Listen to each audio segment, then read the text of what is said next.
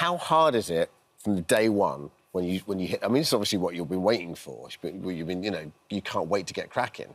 But does the workload, does it just like go zoom and you're like, right, we're in. That's it. Goodbye to my old life. This is it now. Yeah. You know, like you said, I go to sleep with the red box. Yeah, I did fall asleep on the red box the other night. I was telling you in the break. That's a rites of passage for any politician, isn't it? Passage, yeah. I mean, it's just eat, sleep, work, repeat. Yeah. So at the moment, but you mentioned it before. You know, I've been in opposition since I was elected in 2015, and the frustration is not being able to affect change. So now, and I think maybe the chip on my shoulder of my background as well is like I'm impatient to make that change and to prove to people that we can do things differently. And, you know, the frustration is people don't think politics can make a difference to them at the moment. And I'm determined to prove them wrong. Yes, it's not perfect and we all get frustrated at times, but there is a lot more we can do to fix what's happening in the country at the moment. And how long do you reckon... OK, let's take housing as an example. It's obviously a long-term thing. So how long do you think before the decisions you make, people can see a tangible change in what you want? This is what I wonder. You know, because everyone's so short-term now. Yeah. And the tone is very, as you said, isn't it? How's it going to make a difference? What's going to happen? When do you see that? Yeah, and that's the challenge on some policies. Like the New Deal for working people can be enacted, some of it very quickly, which will have an immediate effect on jobs. But things like Great British Energy or on housing, as you say, in my area, you pull a lever and it's some years down the line because, you know, it has to go through planning, which is why I was eager to get the planning reforms through so that we can get more affordable homes built and we can get the houses that people desperately need, because we've got a homeless and housing crisis in the UK. But that won't happen overnight. So the New Towns proposal, which is why I've come out with it today, again, is... Elon Musk just revealed a shocking secret about Angela Rayner on live TV. Here's what happened. Well, like I say, the police will be deployed where it's necessary, and the vast majority of the public absolutely deplore what has happened. This is no way to conduct yourself. It is thuggish and criminality, and the police and our courts stand ready to deal with it. What do you think about what Elon Musk has been tweeting about Britain and the Prime Minister over the last few days? Well, what I say is that all social media companies have responsibilities as well to deal with fake news. We've seen a lot of fake information being shared on online platforms. We've seen a lot of hate, and people have a responsibility to not conduct themselves and to amplify that, but actually to deal with the online misinformation, but also not to spread that hate. And, you know, we don't want to see that, whether that's online or offline, and people who are online spreading violence and inciting violence will be met with the law, as well as those that turn up and try and throw missiles at police and at our communities. Potential trade war ramps up. Elon Musk's task force has been pushing to gain access to sensitive government information targeting a federal agency. Chief Washington correspondent John Carl has that story. Good morning, John. Angela Rayner faced off against Elon Musk in an unexpected confrontation. She's known for her bold speeches and he's known for challenging the status quo. But what happened next was more intense than anyone expected. Before we do anything else, let me just remind you about Angela Rayner. The story today is that the Deputy Labour leader billed a total of £139 for a pair of second-generation AirPods to the parliamentary watchdog last year, parliamentary expenses watchdog last year, basically. And this was the second pair that she had bought. Everybody went, why is she buying two pairs and why is she charging two pairs? She's only got one pair. She basically said that she needed them for work. However, The Sun ran the story earlier this week, and when she was contacted by The Sun in the form of Harry Cole, their political editor, a friend of this parish, it turns out that she said, oh, I'm going to pay the money back. So she obviously knew that she was trying it on. She obviously knew, well, there's a picture of her wearing said earbuds. They're quite expensive, these things, 139 quid. Of course, she says she has to listen to things for work. Probably listening to this show, even as we speak, through her earpods, because we know how much she loves me, Angela Rayner. She's actually blocked me on Twitter, amazingly. So I don't think, generally speaking, parliamentarians should be allowed to do that. But so be it. C'est la vie. One day Angela will learn her lesson, but it should be taken on board by lots of other MPs. Don't claim for things that you shouldn't be claiming for. If you think later on when you get asked by a newspaper that you might decide to pay the money back, then don't claim it in the first place. It's our money and you're not entitled to it. It's as simple as that. Thanks very much indeed, Angela. It started with a tweet. Musk commented on the UK's electric vehicle industry, and Rayner fired back, accusing billionaires of meddling in politics. Musk responded with a cryptic hint about a secret she wouldn't want exposed.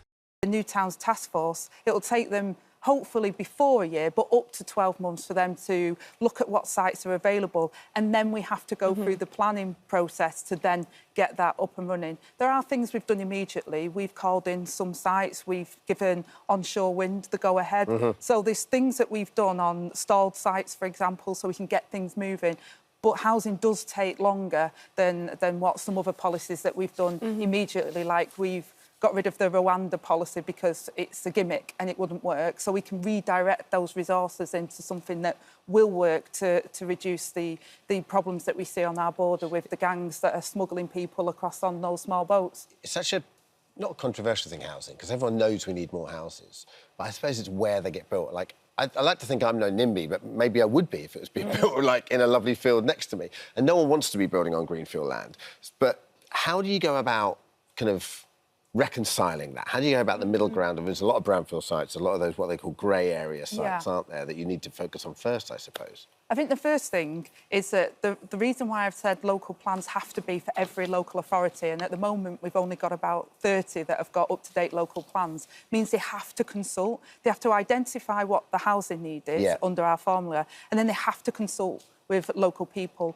And then when you've got the plans, it's about making sure that infrastructure is right. So the planning is a crucial bit of getting the infrastructure. And, right, because it's all about the hospitals and schools. Yeah, because I think a lot of the time people genuinely, there isn't a family that hasn't got a housing need that isn't met in the UK at the moment. So people are not like NIMBY for NIMBY reasons. They're saying, well, hang on a minute, our roads are already congested, we can't get a GP appointment, and now you want to build more houses here. So infrastructure is critical, and that's why our rules will make sure that we get that infrastructure as well, because I've heard what people have said on that. We need these homes. But, Ange, we need the infrastructure in place as well. You can't just land us with 900 new homes without a new GP or a new school, and that's why we're without outside focused space. on that. The argument quickly escalated, leading to a live interview. Rayner arrived confident, expecting a debate. But Musk stayed calm and calculated, as if he knew something no one else did. Musk got straight to the point. Instead of arguing, he brought up Rayner's past. She pushed back, but her confidence started to slip. This wasn't just a debate. Musk was leading her into a trap. You know, the immigration thing, what was it? 700 migrants have arrived in 11 boats. Angela Rayner yesterday announced, or today, she's abandoned plans to give Brits council house priority. Brits who pay their taxes and work. I thought they were going to get... No, you're not getting priority anymore. I'm sorry, that's not happening. No, we're going to give them to migrants. And then even worse, Labour's decided to drop a plan to ban terrorists from social housing. Now, call me mad, right? How the hell does anybody listen to those two things and think that's anything other than bloody disgraceful? I mean, you could weep for our country. Yeah, you could. But this is happening. But there's another bit of me as a political journalist that just cannot believe how stupid Labour are being. Do they not realise that they are playing full square into the hands of opposition parties by behaving in this way? You know, this is as stupid as it gets politically and as appalling for our country and for healing those divisions that they claim to want to heal. How are you going to bring our society together if you continue to act as if you are not just not prioritising our own people, the people that have grown up here and paid their way into the system and are fully part of our community and respectable citizens? How are you going to ever bring our society together if it looks like you're actively prioritising other groups? And that's the issue. But before we move on, make sure to like this video and subscribe to the channel. It helps us keep bringing you the stories that matter. Now back to the video. Then came the turning point. Musk talked about transparency in leadership, but his tone hinted at something more. For a brief moment, Rayner's expression changed, subtle but noticeable. Something wasn't right. Do you think house prices need to come down to make things more affordable?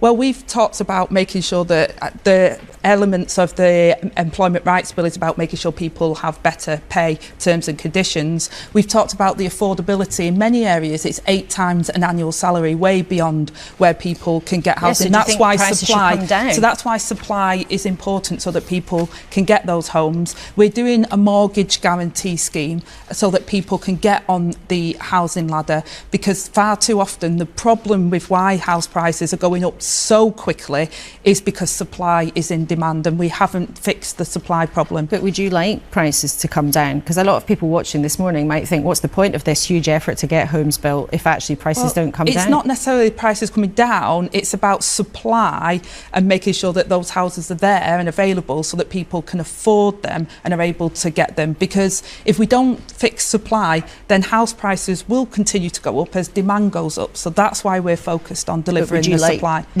What did Musk know? His team had been investigating, checking records, speaking to former colleagues and scrutinising Rayner's past. What they uncovered could change everything people believed about her. Is set to donate £100 million to Nigel Farage's Reform Party. If that's true, it would be, as I understand it, the biggest political donation in British history. And it would sure put rocket boosters, if you'll excuse the SpaceX pun, under reform ahead of the next election, wouldn't it? Musk had a dossier, detailed and filled with revelations. It exposed hidden connections, secret meetings and calculated moves that reshaped the story of Rayner's rise in Labour. The narrative she had carefully built was falling apart. Musk went all in. He exposed records of undisclosed meetings with corporate lobbyists, contradicting Rayner's working-class image.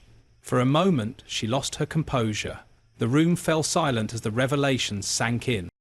Musk wasn't a politician playing defence. He was an outsider with resources and no restrictions. He exposed private meetings, hidden financial backers, and off-the-record deals. The host tried to change the subject, but Musk kept going. The public deserved to know.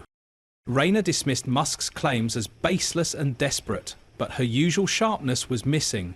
The damage was done. As the interview ended, political analysts rushed to assess the fallout, while behind the scenes, Labour officials scrambled to contain the crisis. Rayner's biggest strength, her authenticity, was now under scrutiny. Labour supporters were divided, torn between defending her or demanding answers. Meanwhile, Musk's image as a disruptor only grew. Whether people liked him or not, he had revealed weaknesses in the system. Rayner was in damage control. The revelations about her secret meetings had shattered public trust, sending her approval ratings into free fall. Even her most loyal supporters demanded answers. Labour's leadership now had a choice: back her or walk away. Angela Rayner's future is now uncertain. Musk revelations have damaged her credibility, and Labour is dealing with internal divisions. The question is, can she recover, or is this the start of her downfall?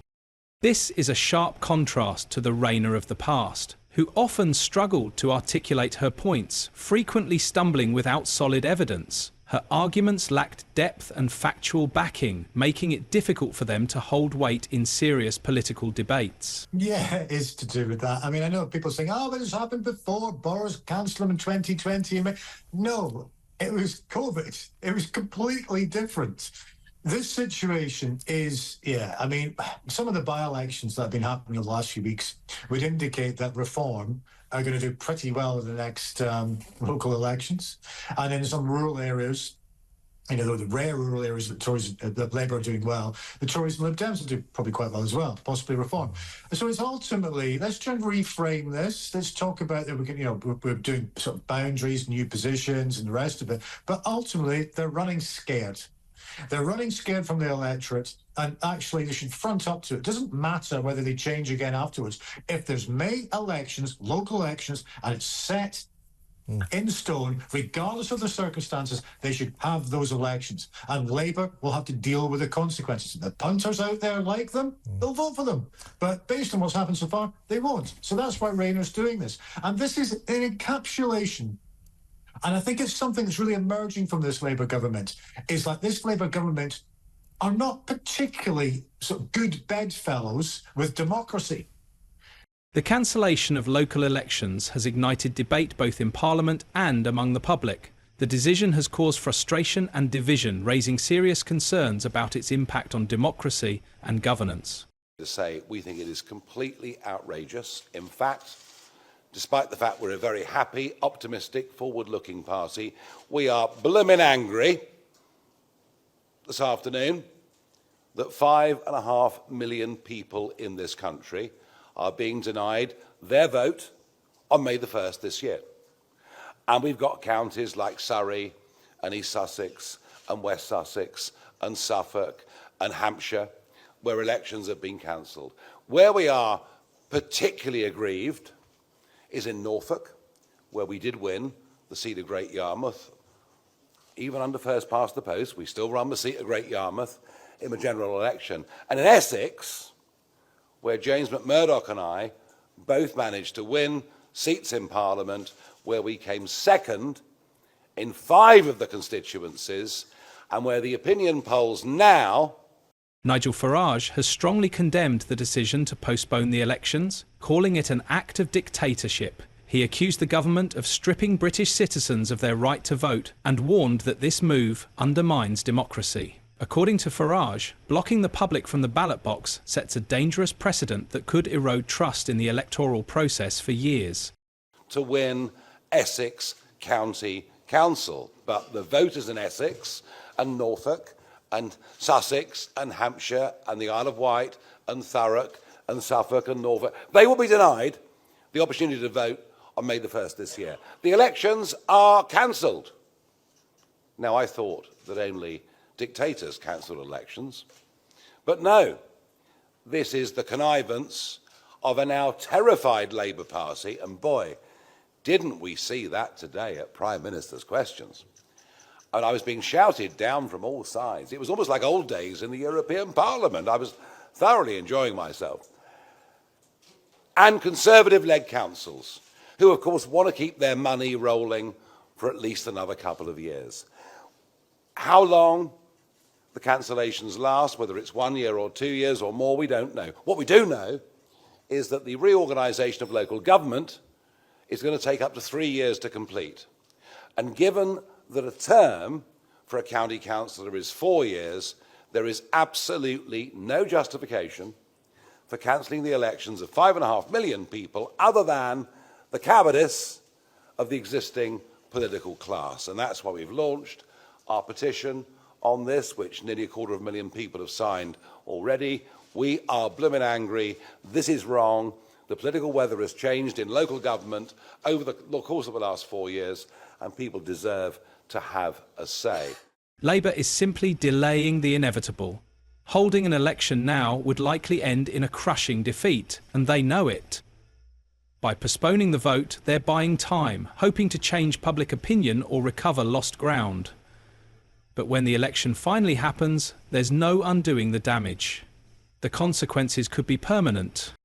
Labour is at a crossroads. What's next for Starmer and his team? This story is far from over. Share your thoughts in the comments, and don't forget to like and subscribe.